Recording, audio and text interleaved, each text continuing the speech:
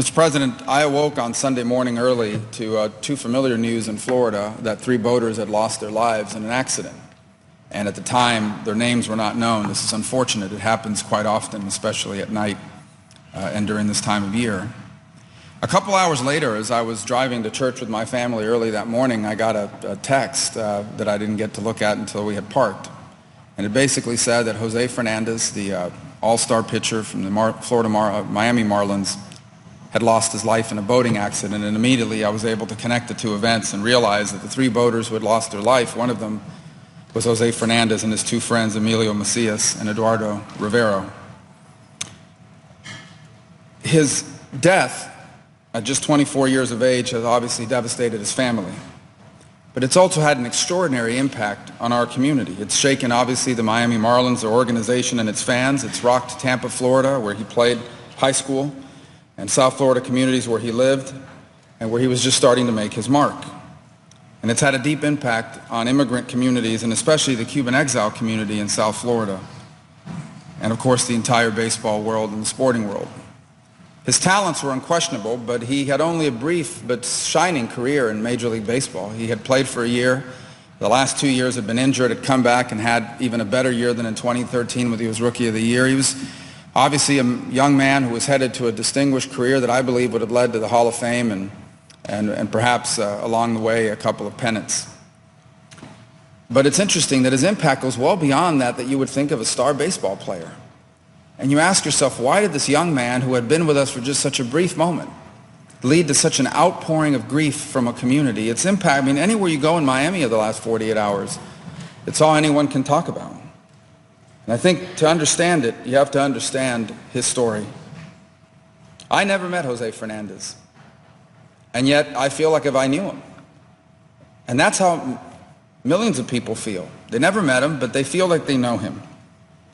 They feel like they know him because his story, his family, his passion, it is at the end our story as Cuban Americans, as Americans. By now, most of the nation has seen tributes to Jose. They've seen commemorations show footage of what he accomplished on the field and the way most baseball fans knew him as Jose Fernandez, the dominant baseball player, the Tampa Alonzo High School phenomenon who led them to 2 state titles, the first-round draft choice, the Rookie of the Year, the 2-time All-Star. As a baseball player, quite frankly, there were few better than Jose Fernandez. But off the field, as a human being, as a son, a grandson, a teammate, a neighbor, I believe he was even better from everything we know. He was born in Santa Clara, Cuba, in a place where tree branches and rocks are what passes for Louisville Sluggers and Rawlings balls.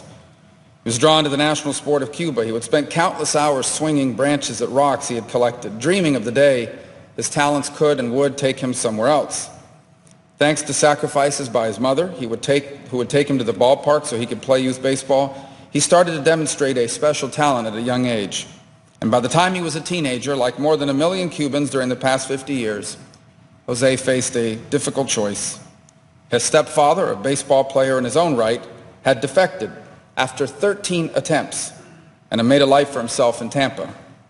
Now, Jose could stay in Cuba, a place that to this day is still ruled by a despotic regime where your talent and your work can only take you as far as unelected dictators say you can go, or he could risk it all for the chance at freedom. And he risked it, not once, but on 4 separate occasions. So desperate was he to leave that island that he took his chances crossing the Florida Straits on boats that probably had no business being more than a few miles offshore. 3 times he tried, and 3 times he failed. After his 3rd attempt, the Cuban government put him in prison for 2 months. He was 14 years of age at the time, and he was placed in a prison and in a cell with hardened criminals, murderers, a boy among the worst. Then came a 4th try. But instead of a short and treacherous journey to Miami, they chose a longer and more dangerous journey to Mexico. At one point during that 4th journey, on a boat being tossed by crashing waves and high seas, he heard a splash. And he saw someone in the water thrashing about 60 feet away from the boat. He didn't know who it was, and without thinking, he jumped in to save that person. It was once he got close to that person in the water that he realized the person who had fallen overboard was his mother. He recalled swimming towards her, watching her struggle in the rough seas. He finally reached her. He calmed her. He told her, "Grab my back, but don't push me down. Let's go slow and we'll make it. She held his left shoulder, and with his right arm, by the way his pitching arm, he paddled. He swam 15 minutes back to the boat in waves he later described as, quote, stupid big, end quote, and he pulled himself and his mother to safety. Jose was 15 years old. Before America ever met Jose Fernandez, before his fastball earned him millions of dollars and countless fans, in the middle of the night, in rough seas and against all odds, at just 15 years of age, this young man that Jose Fernandez was revealing himself to be. But as he would later tell us, the hardest part of his life was still yet to come. For like so many immigrants, my parents included, his first years here were difficult. He struggled when he first arrived, feeling overwhelmed by his new surroundings and his new language. He was helpless and alone and missing his family, especially his grandmother, who he once called the love of my life. She's my everything. He said it was the toughest period of his young life, tougher even than the time he spent in a Cuban prison trying to defect. But he overcame, and eventually he came into his own. He was a star on the high school diamond in Tampa, and scouts back then took notice. Before the 2011 draft, Major League Baseball released their scouting report on him. He got high marks for his athletic abilities, but what set him apart was how he was rated when it came to his poise, instinct, and aggressiveness. The notes on the official scouting report read, "Exudes confidence, no fear approach." This was not cockiness or arrogance. It was the kind of peaceful self-assurance that comes from a kid who had known life and death, who had known freedom and captivity, and who had lived more life in 19 years than a kid his age should have to. He finally reached the major leagues with the Marlins, and right away you saw a young man blessed with Hall of Fame talent, a blue-collar work ethic, who played the game with energy and enthusiasm of a boy who understood and appreciated just how blessed he was. But one of Jose's proudest accomplishments, in fact, he said his proudest, was not on the diamond. And we know this because he told us. Last year, Jose became an American citizen. And afterwards, he said, "This one is my most important accomplishment. I am an American citizen now. I am one of them. I consider myself now to be free. I thank this amazing country for giving me the opportunity to go to school here and learn the language and pitch in the major leagues. It is an honor to be a part of this country, and I respect it so much." Jose knew. He knew how special and fortunate and blessed he was and we are. He knew how improbable his journey was, from the rocks and branches in Santa Clara to the brightest lights of the show, from a Cuban prison to a major league clubhouse, from living in a communist nightmare to living the American dream. And this is why Jose's death has hit so many so hard. Because Jose's story was our story. Because he reminds so many in my community of someone they know, of a brother or of a son, of a nephew.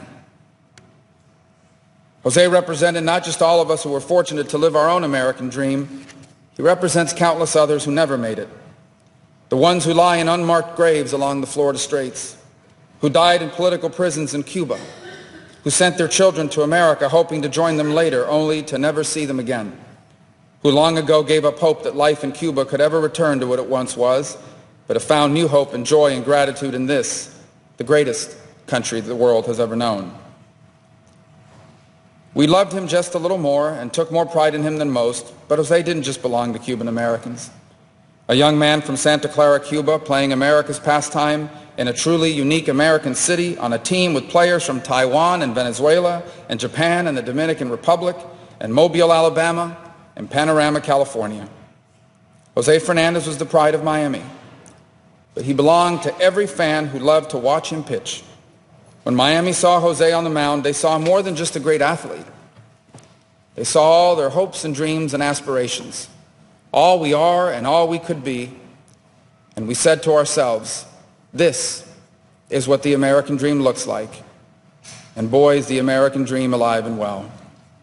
This young man meant a lot to a lot of us for different reasons and in different ways, and now, just as quickly as he came into our lives, just as he was coming into his own and really starting to fulfill his athletic potential, and just as we were really getting to know him, he is gone. In their moment of unimaginable grief, I want to thank his family for bringing him into this world, for raising him, despite difficult obstacles, to become the man he was, and for encouraging Jose to never give up in the search for freedom, a freedom that eventually allowed him to share his many gifts with us on and off the field. Jose Fernandez made Tampa's Alonzo High better. He made the Miami Marlins better. He made all of baseball better. He made Miami and Tampa better.